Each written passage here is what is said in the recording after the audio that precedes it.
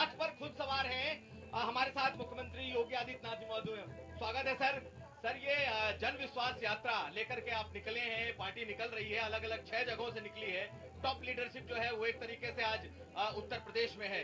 कितना लगता है विश्वास करेगी जनता और किस तरह का विश्वास होगा? देखिए, भारतीय जनता पार्टी ने जो कहा सो करके दिखाया।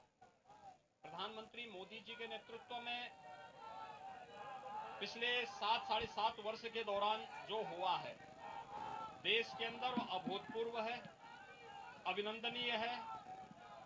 बिना भेदभाव के सबका साथ, सबका विकास, सबका विश्वास और सबका प्रयास का ये प्रतीक बना। उत्तर प्रदेश में पिछले 4.5 वर्ष के दौरान जो हुआ है वह हर एक व्यक्ति के लिए वह मुझे लगता है कि अभिनव भी है, आश्चर्यजनक भी है। हमने जो कहा सो करके दिखाया, इसलिए इसमें कहीं कोई संदेह नहीं होना चाहिए कि भारतीय जनता पार्टी इस जन विश्वास पर हर स्थिति में खरा उतरेगी और जनता का आशीर्वाद, जनता जनार्दन का आशीर्वाद भारतीय जनता पार्टी को प्राप्त होगा। मुख्यमंत्री जी, आप मथुरा से आप इसकी शुरुआत कर रहे हैं। क्या काशी और अयोध्या के बाद लगता है कि मथुरा भी पार्टी के एजेंडे में है? और बड़ी चर्चा इस बात की है कि मुख्यमंत्री योगी आदित्यनाथ मथुरा से चुनाव भी लड़ेंगे। देखिए, चुनाव लड़ने का मेरा यहाँ से कोई कार्यक्रम नहीं है। पार्टी जहाँ से मुझे कहेगी वहाँ से लड़ेंगे, लेकिन मथुरा मेरा पावन धाम है और अपने पावन धाम से यह सौभाग्य हमें प्राप्त हो। मैं पहली बार यहाँ नहीं आया हूँ, आज 19 दिसंबर और 19वीं बार मैं मथुरा में आया हूँ। और मथुरा हमारा पावन धाम, हमारा उत्तर प्रदेश वासियों का सौभाग्य है कि सप्तपुरियों में से 3 पुरी उत्तर प्रदेश में है, अयोध्या, मथुरा और काशी। तो उसमें मथुरा है। इन सभी पुरियों में दर्शन करने और जनता जनार्दन की कृपा, उनका आशीर्वाद से, प्रधानमंत्री मोदी जी की अनुकंपा से जनता के लिए और इन तीर्थों के विकास करने का कुछ सौभाग्य प्राप्त हुआ है। इससे ज्यादा आनंद का अवसर और क्या हो सकता है। मंत्री जी, कल प्रधानमंत्री ने आपको उपयोगी कहा। योगी उत्तर प्रदेश को जोड़ करके उपयोगी, कुछ लोग अनुपयोगी शब्द का भी इस्तेमाल कर रहे हैं, इसको कैसे देखा? देखिए, योगी तो उपयोगी ही होता है।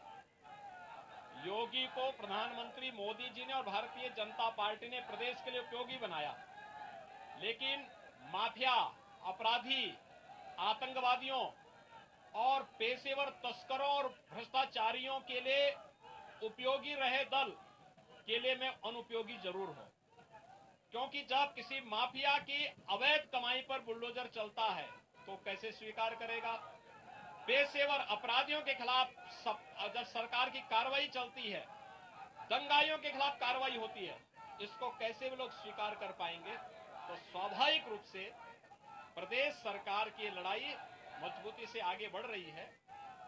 लोक कल्याण का कार्य हो, चाहे वह इंफ्रास्ट्रक्चर डेवलपमेंट के कार्य हो, सरकार ने पूरी मजबूती के साथ इसे आगे बढ़ाया है।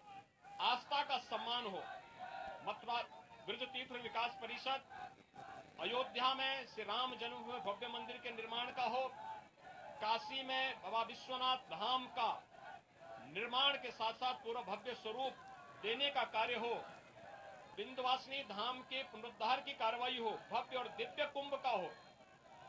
उत्तर प्रदेश ने हर एक फील्ड में काम किया है और मुझे लगता है जन विश्वास यात्रा उसी का प्रतीक। एक सवाल मुख्यमंत्री जी, कल छापे पड़े हैं, आईटी रेड हुए हैं और आज अखिलेश यादव ने प्रेस कॉन्फ्रेंस की है और कहा है कि हमारी फोन टैपिंग की जा रही है। मुख्यमंत्री सुनते हैं छापे और इसके।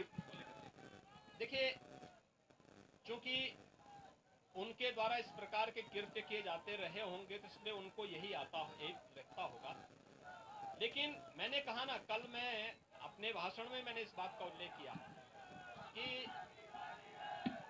आईटी के छापे एक रूटीन प्रक्रिया के हिस्से होते हैं। ऐसा तो पहली बार हुआ नहीं। क्या कांग्रेस के समय में नहीं हुआ था क्या? आखिर इनकी आय से अधिक संपत्ति का मामला बीजेपी के समय का मामला तो नहीं है, तो कांग्रेस की सरकार का समय का मामला है। और 5 साल के कार्यकाल में संपत्ति 200 गुना ज्यादा बढ़ जाए, ये क्या है? आप इसको जो है स्वीकार नहीं करेंगे। तो आईटी के छापे एक रूटीन प्रक्रिया के हिस्से होते हैं, उस पे सरकार की हस्तक्षेप नहीं होता है। लेकिन मैं वही तो उस एक वरिष्ठ मीडिया कर्मी के भाषण को और उनके वक्तव्य को मैं देख रहा था, जिसमें उन्होंने कहा इनका बोखलाहट, ये चोर की दाढ़ी में तिनका की सिवाय कुछ नहीं। ये थे हमारे साथ मुख्यमंत्री योगी आदित्यनाथ।